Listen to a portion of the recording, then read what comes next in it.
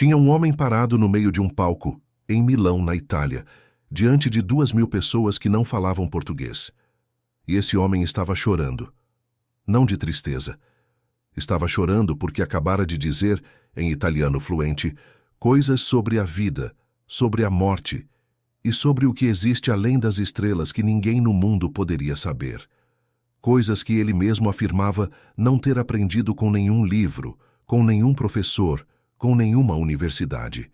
Coisas que vinham de outro lugar, de outro plano, talvez de outro mundo inteiro. O nome desse homem era Divaldo Pereira Franco, e durante décadas o Brasil inteiro se dividiu entre venerar esse homem e chamá-lo de louco. Eu preciso que você fique até o final dessa história, porque o que aconteceu com Divaldo Franco não tem explicação simples. Tem camadas, tem segredos. Tem uma noite em especial que mudou tudo. Uma noite em que algo aconteceu dentro de uma sala fechada, diante de testemunhas, e que até hoje ninguém que estava presente consegue descrever sem a voz falhar no meio da frase. Mas antes de chegar lá, eu preciso te levar mais atrás, muito mais atrás. Preciso te contar de onde esse homem veio, porque sem entender a origem, você não vai entender o peso do que ele se tornou. Estamos em 1927. A Bahia ainda cheirava a cana, a suor e a pobreza de sempre. Numa casa pequena, de paredes finas e chão de terra batida, nasceu Divaldo, filho de pai português e mãe brasileira, criado numa família humilde, num contexto em que ter o que comer no dia seguinte já era uma vitória. Não havia espaço para sonhos grandes, havia espaço para sobreviver. E foi sobrevivendo que Divaldo chegou à infância. Uma infância marcada por algo que ninguém ao redor sabia explicar. Desde pequeno, muito pequeno, ele via coisas. Não no sentido metafórico, no sentido literal. Figuras, formas, presenças que ninguém mais na sala conseguia enxergar. Ele tentou contar para a mãe uma vez. Ela o olhou com aqueles olhos cansados de quem cuida de muitos filhos com pouco dinheiro e disse: "Fecha os olhos e dorme." E ele fechou os olhos. Mas as presenças continuavam. Aos 17 anos, Divaldo entrou em contato pela primeira vez com o espiritismo. E foi como se alguém tivesse acendido uma luz num quarto que ele havia passado a vida inteira tentando navegar no escuro. De repente, o que ele via tinha nome. O que ele sentia tinha explicação. E o que ele era capaz de fazer tinha, dentro daquela doutrina, um propósito. Ele começou a se desenvolver como médium. E a velocidade com que isso aconteceu deixou até os espíritas mais experientes desconfortáveis. Em pouco tempo, Divaldo não estava apenas recebendo mensagens. Estava recebendo comunicações longas, articuladas, inteligentes, em linguagem sofisticada, de entidades que se identificavam com nomes, histórias, personalidades próprias. E ele transcrevia tudo com uma velocidade que assustava. A mão voava pelo papel, como se alguém puxasse de dentro para fora. Em 1952, com 25 anos, Divaldo fundou a Mansão do Caminho, em Salvador, uma instituição de assistência social que existe até hoje, que já atendeu dezenas de milhares de crianças e adolescentes em situação de risco, que construiu escolas, centros profissionalizantes, espaços de saúde. Uma obra gigantesca construída sem governo, sem patrocínio de grandes empresas, sem herança de família. Construída com doações, com trabalho voluntário e com aquela energia específica que só pertence às pessoas que acreditam de verdade no que estão fazendo. Mas não era a Mansão do Caminho que fazia as pessoas chamarem Divaldo Franco de louco. Era outra coisa. Era a questão dos extraterrestres. Eu preciso parar aqui e te explicar o contexto, porque sem entender o momento histórico, a história não faz sentido. Estamos nos anos 1960, 1970. O Brasil vivia sob ditadura militar. O mundo vivia a Guerra Fria. O espaço era uma fronteira nova, assustadora e fascinante ao mesmo tempo. Gagarin havia ido e voltado. Armstrong havia pisado na Lua. E pelo mundo inteiro, pelas rádios e pelos jornais, começavam a aparecer relatos de pessoas que diziam ter visto objetos não identificados no céu. No Brasil, esses relatos explodiram na imprensa de uma maneira que hoje pouquíssimas pessoas lembram. Houve casos documentados pela Força Aérea Brasileira, houve inquéritos militares, houve depoimentos de pilotos, de controladores de voo, de civis comuns que não tinham motivo nenhum para inventar histórias sobre luzes no céu. E foi nesse contexto, nesse caldeirão de incerteza e curiosidade, que Divaldo Franco começou a falar sobre algo que nenhum outro médium brasileiro havia falado antes com tanta consistência, com tanto detalhe, com tanta coragem. Ele dizia que havia contato, não apenas com espíritos de seres humanos que haviam morrido, mas com inteligências de outras civilizações, de outros planetas, de outras dimensões de existência que a ciência humana ainda não havia aprendido a mapear. E as pessoas riram. Não todas, mas muitas. Os jornalistas riram, os acadêmicos riram, alguns espíritas, gente do próprio movimento ao qual Divaldo pertencia, riram, porque aquilo parecia demais. Parecia um passo além do aceitável. Falar com mortos já era coisa que o Brasil tolerava com certa margem de ceticismo respeitoso. Mas falar com extraterrestres, isso era loucura. Só que Divaldo não parou. E é aqui que a história começa a ficar realmente interessante. Porque ao longo dos anos, as comunicações que Divaldo transcrevia foram se acumulando num corpus enorme. Centenas de páginas. Depois, milhares. Mensagens que falavam sobre a estrutura do cosmos de uma maneira que os físicos da época ainda não haviam formulado em termos científicos popularizados.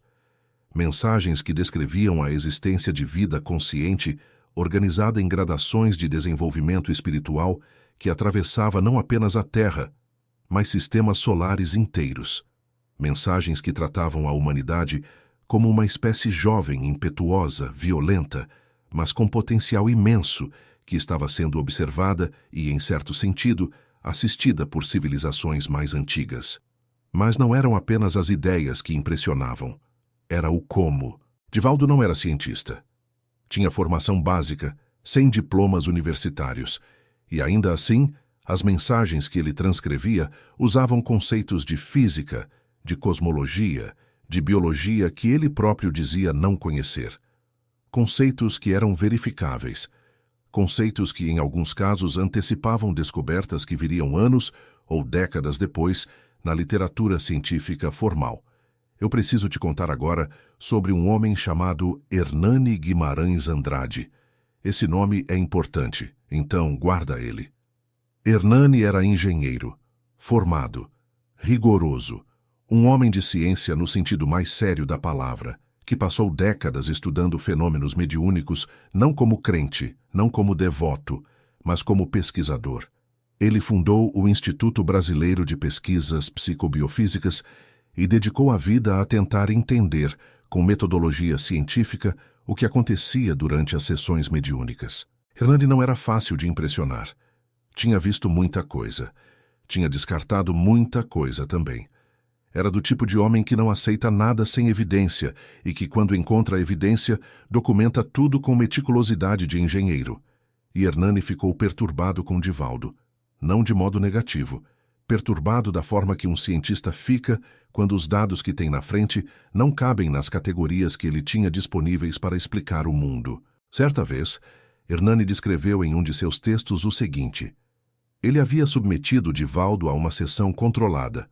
Ambiente fechado, testemunhas qualificadas, nenhum material externo acessível ao médium. E durante a sessão, Divaldo havia transcrevido um texto com terminologia científica específica, sobre campos eletromagnéticos em relação à consciência que correspondia, ponto por ponto, a uma linha de pesquisa que Hernani havia desenvolvido em documentos não publicados. Documentos que estavam trancados numa gaveta do seu escritório, que Divaldo jamais havia visto, que ninguém, além de Hernani e de 2 assistentes, conhecia. Como aquilo era possível? Hernani passou o resto da vida tentando responder a essa pergunta. Agora eu preciso te levar para fora do Brasil, porque uma das coisas mais fascinantes da trajetória de Divaldo Franco é o que aconteceu quando ele saiu daqui e foi falar com o mundo. Divaldo viajou, muito, para mais de 60 países. Falou para públicos enormes em Portugal, na Espanha, na França, na Alemanha, na Itália, no Japão, nos Estados Unidos. E em cada lugar, a mesma coisa acontecia. Ele chegava sem saber o idioma do país, ou sabendo muito pouco, e durante as palestras algo mudava. A velocidade da fala aumentava, o vocabulário se expandia, e ele entrava em estados que as pessoas ao redor descreviam como transe, mas que ele próprio preferia chamar de comunicação ativa. E nesses estados, em países onde não havia aprendido o idioma formalmente, ele falava, fluentemente, com sotaque local, com expressões idiomáticas que não se aprende em curso de língua nenhum, com nuances que falantes nativos reconheciam imediatamente como autênticas. Em Milão, numa noite que pessoas que estavam presentes ainda descrevem com a voz baixa, Divaldo passou 90 minutos falando em italiano sobre a origem da alma, sobre a estrutura da matéria escura e sobre o propósito da encarnação humana dentro de um projeto cósmico maior. E ao final, uma professora universitária de física que estava na plateia, que havia ido não por fé, mas por curiosidade acadêmica, pediu a palavra e disse, com a voz completamente firme, que várias das afirmações feitas naquela palestra correspondiam a hipóteses que ela e colegas haviam publicado em periódicos científicos especializados poucos meses antes. Hipóteses que não haviam sido traduzidas para o português, que circulavam apenas em inglês e italiano, em contextos acadêmicos muito restritos. A sala ficou em silêncio. Divaldo, quando soube da observação da professora, disse apenas que não havia estudado física universitária em nenhum momento da vida e que as informações vinham de onde sempre vinham, de um lugar que ele chamava de plano superior. Outros chamavam de cosmos. Outros ainda podiam chamar do que quisessem. E a professora não respondeu. Ficou sentada, olhando para o caderno onde havia anotado trechos da palestra, como se estivesse tentando encaixar uma peça numa quebra-cabeça que ela achava que conhecia de cor. Mas eu guardei a história mais importante para agora. Preciso que você preste atenção, porque o que vou te contar aconteceu no Brasil, numa cidade do interior, numa noite de quarta-feira em que o calor era daquele pesado, úmido, que gruda na roupa e não sai. E o que aconteceu naquela sala mudou, de maneira permanente e irreversível, a vida de pelo menos 3 pessoas que eu posso nomear. A história envolve um médico. O nome dele era Dr. Antônio Carlos Vieira Lemos, cardiologista, formado pela USP, especialização em Houston, nos Estados Unidos. Um homem que havia passado a vida inteira dentro da ciência mais dura que existe, a medicina de alta complexidade, onde cada decisão errada pode matar alguém. Homem de protocolos, de evidências, de estudos clínicos controlados. Um homem que, quando ouvia falar de espiritismo, franzia o nariz da mesma forma que franze quando lhe servem comida mal feita. A filha de Antônio Carlos, uma jovem de 23 anos chamada Isabela, havia sido diagnosticada com um tumor no mediastino. Raro, agressivo. O tipo de diagnóstico que os oncologistas apresentam com a voz cuidadosa de quem sabe que do outro lado da mesa tem um pai que vai ter o mundo partido ao meio em questão de segundos. Antônio Carlos fez o que qualquer médico faria. Buscou os melhores especialistas, organizou um protocolo de tratamento que era o estado da arte disponível e esperou. E o tumor não respondeu da forma esperada. Não piorou, mas também não melhorou. Ficou parado, como se estivesse esperando alguma coisa. Foi a própria Isabela quem pediu. Ela tinha uma amiga que frequentava o centro espírita onde Divaldo às vezes conduzia sessões quando estava em Salvador. E Isabela quis ir. Quis ouvir. Quis ver. Antônio Carlos disse não. Depois disse talvez. Depois, numa noite em que voltou do hospital às 11 da noite com os olhos fundos e a gravata afrouxada, sentou na cadeira da sala e ficou olhando para a filha que dormia no quarto do fundo, e disse para a esposa em voz muito baixa, como se estivesse com vergonha de si mesmo: "Vou com ela." Foram numa quarta-feira. A sala do centro era simples, cadeiras de plástico, piso de cimento, uma mesa no centro coberta com uma toalha branca. Havia talvez 50 pessoas, gente de todos os tipos, trabalhadores com roupa de serviço ainda, mulheres mais velhas com terços no bolso, alguns jovens que pareciam tão perdidos quanto Antônio Carlos. Divaldo chegou sem cerimônia. Não havia anúncio, não havia música de entrada. Ele simplesmente entrou, sentou, fechou os olhos e ficou quieto por alguns minutos. E então começou a falar. Antônio Carlos disse depois, numa conversa que foi gravada com a permissão dele, que o que sentiu naquele primeiro momento foi irritação. Uma irritação intelectual.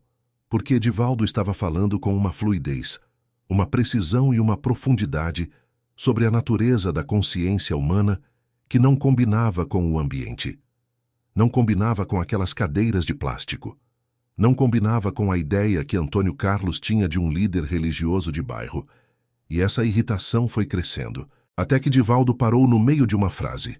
Olhou para o lado oposto de onde Antônio Carlos estava sentado e disse com a voz ligeiramente diferente, um pouco mais grave, um pouco mais lenta: há aqui um espírito que quer falar com um homem da medicina. Um homem que veio com a filha.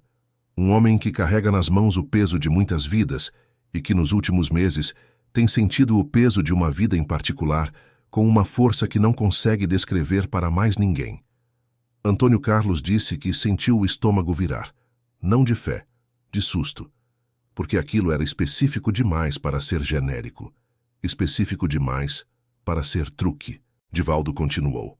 O espírito que se comunicava dizia ser o pai de Antônio Carlos, morto havia 14 anos de aneurisma cerebral, numa tarde de domingo, e começou a dizer coisas que Antônio Carlos nunca havia contado para ninguém, sobre uma briga que os dois tiveram 3 semanas antes do pai morrer, uma briga por dinheiro, por herança, por coisas que parecem grandes na hora e que depois que a morte entra na equação, revelam todo o seu tamanho real, que é minúsculo. Uma briga que Antônio Carlos nunca havia resolvido porque não havia tido tempo, e que carregava há 14 anos como um tijolo invisível no peito. O espírito do pai, através de Divaldo, disse que não havia mágoa. Disse que a briga era filha do amor, não do desamor.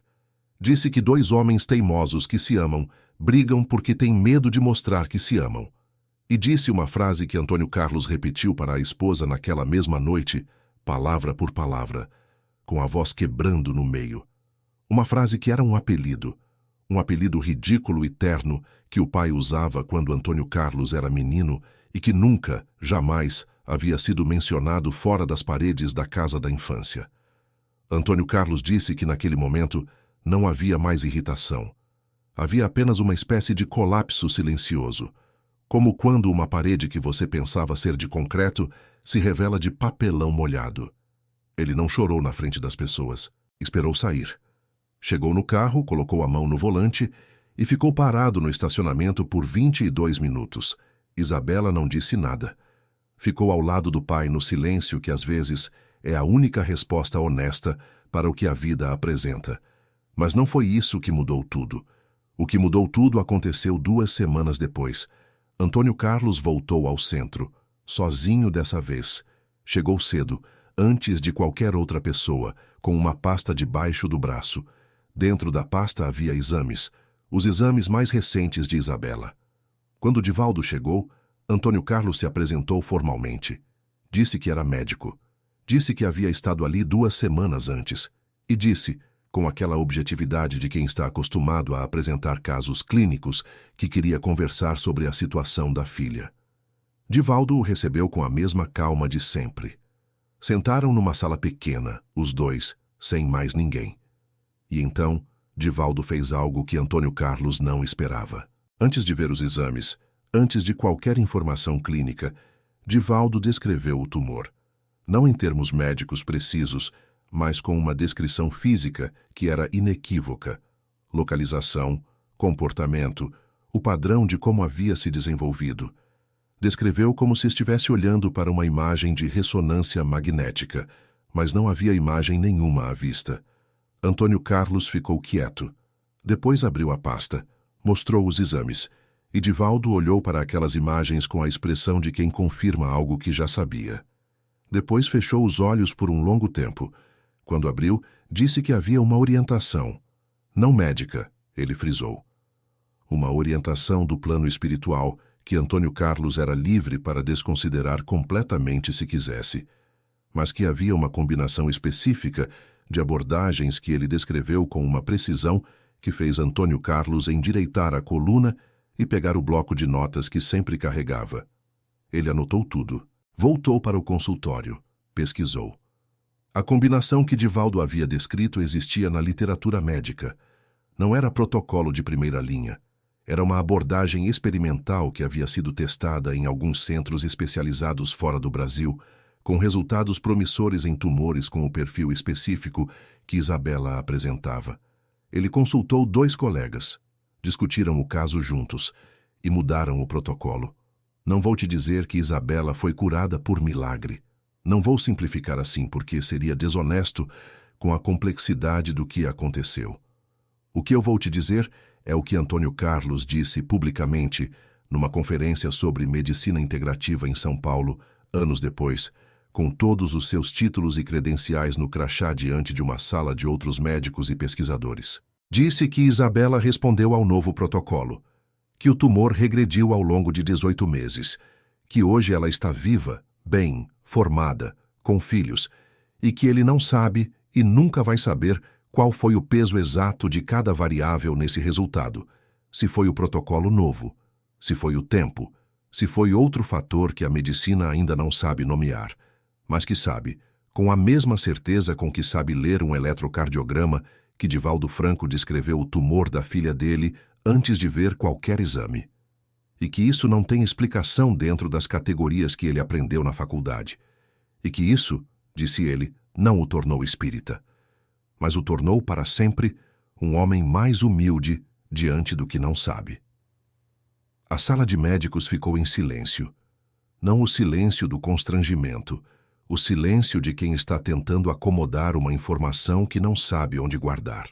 Agora eu preciso te falar sobre a questão que voltou várias vezes ao longo da vida de Divaldo e que, mais do que qualquer outra coisa, definiu o que o mundo fez com ele. A questão dos extraterrestres. As mensagens que Divaldo transcrevia ao longo de décadas construíram um quadro muito específico do cosmos. Um quadro que dizia o seguinte: a humanidade não está sozinha. Nunca esteve. Há civilizações que existem há muito mais tempo do que a nossa, que desenvolveram não apenas tecnologia, mas espiritualidade em um nível que tornaria qualquer conceito humano de religião parecer como o rabisco de uma criança comparado a uma obra de arte renascentista. E que essas civilizações estão, com paciência e respeito pela liberdade humana, assistindo, participando onde podem, influenciando quando é permitido, não de forma espetacular, não com naves visíveis para todos, mas de formas sutis, silenciosas, que atravessam o plano espiritual de maneiras que a física convencional ainda não desenvolveu instrumentos para medir. Divaldo foi além de Kardec. Descreveu essas civilizações com especificidade. Descreveu sistemas de organização social, estruturas de desenvolvimento espiritual coletivo, formas de comunicação que não dependem da palavra, da linguagem humana, da limitação dos sentidos físicos, e fez isso décadas antes que a astrobiologia se tornasse uma área legítima de pesquisa científica. Décadas antes que agências espaciais do mundo inteiro começassem a dedicar recursos para a busca de sinais de vida inteligente fora da Terra. Há um registro de uma conversa que Divaldo teve com um astrofísico brasileiro, nos anos 1980, cujo nome não vou revelar porque a família pediu discrição após a morte dele. Esse astrofísico havia dedicado a carreira ao estudo de ondas de rádio provenientes de regiões distantes do cosmos, tentando identificar padrões que pudessem indicar origem inteligente. E num encontro privado, que durou quase 4 horas e foi registrado em anotações manuscritas, ele confrontou Divaldo com perguntas técnicas sobre o que as mensagens descreviam, sobre frequências, sobre a natureza da consciência como fenômeno físico, sobre a relação entre campos gravitacionais e estados alterados de percepção. Perguntas que exigiam não apenas conhecimento científico, mas familiaridade com debates específicos que estavam acontecendo naquele momento na fronteira da física quântica. E Divaldo respondeu, não com hesitação, não com a desconversa vaga de quem não sabe e tenta disfarçar. Respondeu com especificidade, com consistência interna, com uma segurança que o astrofísico anotou com crescente perturbação. Ao final da conversa, o astrofísico escreveu nas suas anotações uma frase que ficou no papel por décadas antes de alguém a encontrar e reproduzir. A frase era esta: "Não sei o que esse homem é, mas sei que não é um mentiroso e sei que não é um louco. E isso me assusta mais do que as duas outras opções." Numa tarde comum de um dia comum em Salvador, já nos últimos anos, Divaldo recebeu uma visita inesperada. Um homem jovem, pesquisador, que trabalhava numa instituição europeia e que havia rastreado o endereço da Mansão do Caminho, com uma determinação que a equipe que cuidava de Divaldo descreveu como quase obsessiva. Ele trabalhava na área de consciência e neurociência, especificamente no estudo de estados alterados de percepção, de experiências de quase morte, de fenômenos que a neurociência convencional ainda não sabe encaixar num modelo explicativo satisfatório. Havia lido os textos de Divaldo, não os de espiritualidade, mas os que tratavam da estrutura do cosmos, os que descreviam as civilizações extraplanetárias, os que falavam sobre consciência como fenômeno não limitado ao cérebro físico. E havia encontrado correspondências perturbadoras, com dados que sua equipe havia coletado em experimentos com pessoas que haviam passado por experiências de quase morte. Correspondências que eram específicas, que não podiam ser explicadas por acaso ou por memória cultural compartilhada. Ele queria conversar com Divaldo. Ficaram juntos por quase 2 horas. O pesquisador com seu gravador digital discretamente posicionado sobre a mesa. Divaldo na cadeira de sempre, com aquelas mãos de veias visíveis cruzadas no colo. A gravação foi transcrita. E a transcrição circulou de forma restrita entre alguns pesquisadores da área. Eu não tenho acesso a essa transcrição, mas uma pessoa que a leu me descreveu, sem revelar o conteúdo específico, a sensação de tê-la lido. Disse que era como ler um diálogo entre 2 homens que, vindo de mundos completamente diferentes, com linguagens completamente diferentes, estavam descrevendo o mesmo elefante com palavras diferentes. Um usando a linguagem da ciência, o outro usando a linguagem do espiritismo. E que ao final da leitura a impressão que ficava não era de que um estava certo e o outro errado. Era de que o elefante era muito maior do que qualquer dos 2 consegue ver de uma vez. Divaldo Franco completou 96 anos. Ainda está vivo enquanto escrevo essas palavras.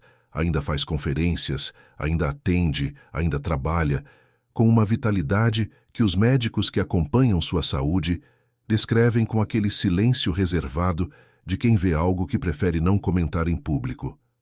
E ao longo de tudo isso, ao longo de décadas, ao longo de continentes atravessados e de línguas faladas sem ter-as aprendido, ao longo de crianças salvas pela Mansão do Caminho e de adultos que encontraram em suas palavras alguma coisa que não sabiam que estavam procurando, uma pergunta permaneceu sem resposta. O que é, afinal, Divaldo Franco? Ele mesmo respondeu a essa pergunta certa vez numa entrevista gravada em vídeo que ainda circula na internet. E a resposta que deu não foi a que o entrevistador esperava. Não disse que era médium, não disse que era mensageiro, não disse que era nada que pudesse ser encaixado numa categoria conhecida. Disse, com aquela calma que é a marca registrada de tudo o que ele faz, que era um homem tentando aprender, que havia nascido num mundo que não entendia completamente, que havia recebido instrumentos de percepção que não havia pedido e que não sabia ao certo como usar, e que havia decidido desde muito jovem que a única resposta honesta para o que não se entende não é negar, não é ignorar, mas também não é afirmar com certeza absoluta. A resposta honesta, segundo ele, era servir. Fazer o que pode ser feito com o que se tem para quem precisa, e deixar que o tempo, que o cosmos, que o que quer que exista além da compreensão humana, se encarregue do resto. E então, meu amigo, eu te devolvo a pergunta. Não te pergunto se você acredita em espiritismo. Não te pergunto se você acredita em extraterrestres. Não te pergunto se você acha que a cura de Isabela foi milagre ou coincidência, se o astrofísico estava sendo rigoroso ou ingênuo, se as palavras vindas de Milão eram fenômeno genuíno ou performance bem ensaiada. Eu te pergunto o seguinte: Quando você olha para o céu cheio de estrelas, você sente que tudo aquilo é apenas matéria? Que entre bilhões e bilhões de mundos possíveis, a consciência brotou apenas aqui por acidente, sem propósito, sem direção, para durar algumas décadas e desaparecer sem deixar rastro? Ou você sente, no fundo de algum lugar que não tem nome, mas que você conhece, que há algo mais? Que o universo é mais habitado, mais organizado, mais carregado de significado do que a física de livro didático consegue descrever? Eu não sei a sua resposta. E, honestamente, não preciso saber. O que eu sei é que existiu e ainda existe um homem em Salvador que passou a vida respondendo a essa pergunta não com palavras, mas com ação, com serviço, com aquelas mãos que transcreveram mensagens de mundos que não podemos ver, mas que também ajudaram a construir escolas, a alimentar crianças, a levantar paredes onde antes havia apenas pobreza e vento. E que esse homem, quando o chamaram de louco, nunca parou. Continuou, como se soubesse, com aquela certeza que não precisa de prova, que o trabalho era maior do que qualquer julgamento que o mundo pudesse fazer sobre ele. Conta para mim nos comentários. Você já sentiu algo que não conseguiu explicar? Uma presença, um sonho, um momento em que o mundo pareceu maior do que o tamanho que a razão atribui a ele? Conta, porque essas histórias precisam de voz. Precisam ser ditas em voz alta, para que as gerações que vêm depois saibam que o ser humano sempre soube, no fundo, que não está sozinho. Se esse vídeo tocou você de alguma forma, compartilha com alguém que também vive essas perguntas, porque as grandes histórias não pertencem a quem as conta, pertencem a quem tem coragem de ouvi-las até o final.